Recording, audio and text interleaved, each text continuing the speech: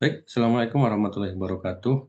Saya Mujiono, kelas 21B, akan mempresentasikan terkait dengan jawaban ATS, mata kuliah kepabeanan dan ekspor. Jawaban soal pertama adalah terkait dengan prosedur ekspor produk furniture dan aspek terkaitnya, gitu ya. Jadi dalam hal ini adalah saya ingin memahami terkait dengan produk ekspor yang merupakan kunci sukses bisnis furniture. Presentasi ini membahas langkah-langkah dan kategori barang serta tanggung jawab dan kriteria produk ulang.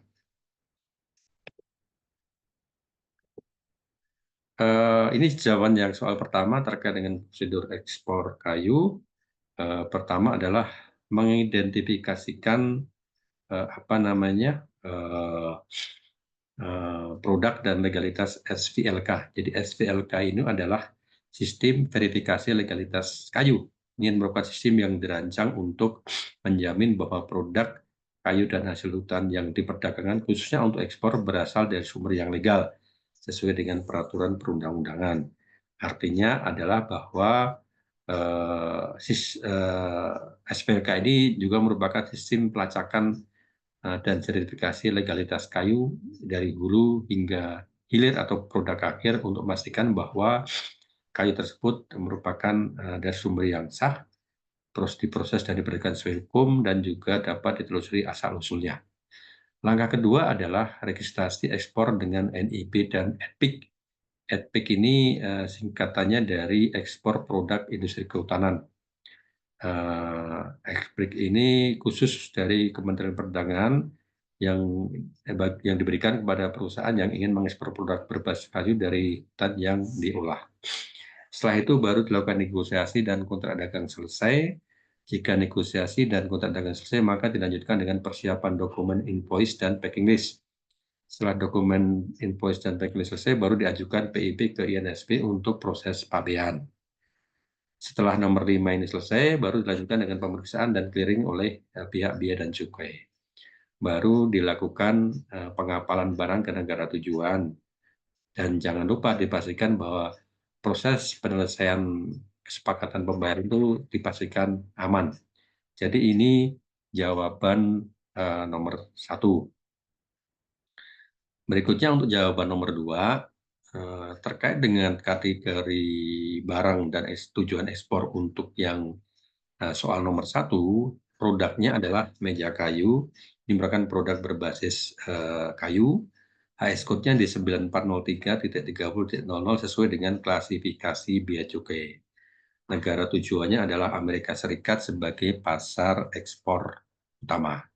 Ini jawaban yang nomor 2.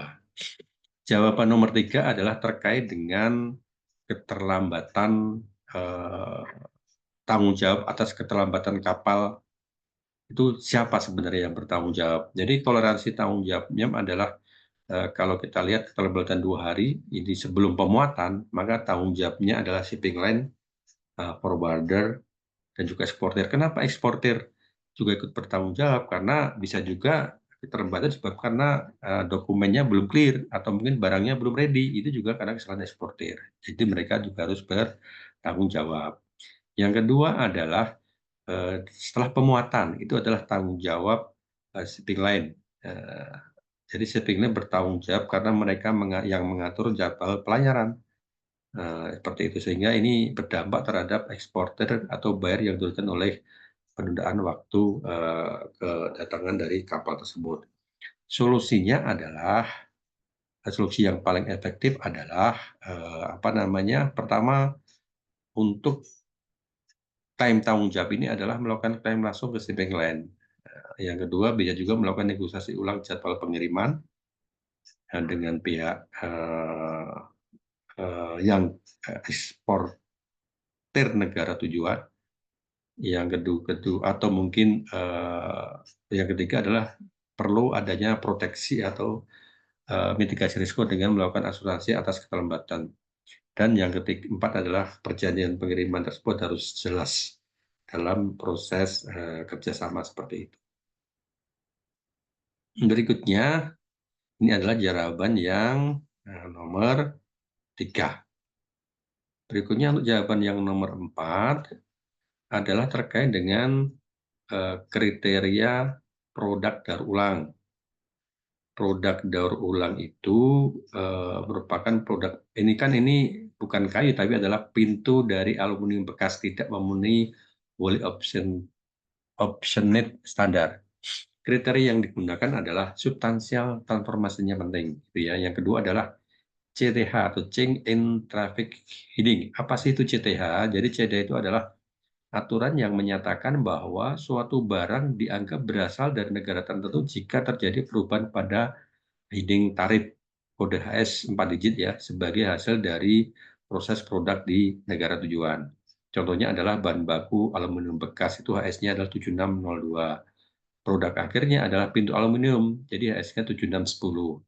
Karena ada perubahan pada 4 digit tersebut, maka produk dianggap mengalami substansial transformation dan bisa diklaim sebagai produk asal. Yang kedua adalah regional value content atau RVC lebih dari 40%. Maksudnya adalah bahwa RVC itu merupakan RVC ini adalah mengukur nilai lokal atau regional dalam suatu produk, yaitu persentase nilai bahan dari proses produksi yang berasal dari dalam negeri atau kawasan FTA.